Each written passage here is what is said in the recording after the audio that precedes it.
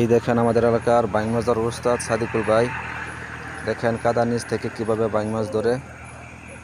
এই দেখেন কত বড় বাইং মাছ কাদার নিচ থেকে ধরলো।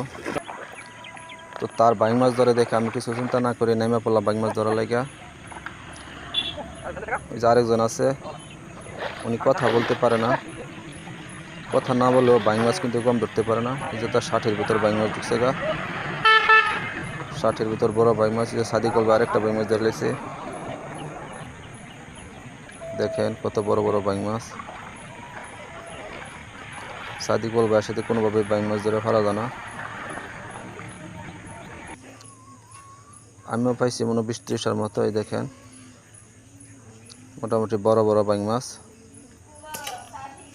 এই যে দেখেন, ভিডিওটা সম্পূর্ণ দেখবেন। এই যে আমি 20-30টার মতো পাইছি। ধন্যবাদ সবাইকে। দেখেন ভিডিওটা।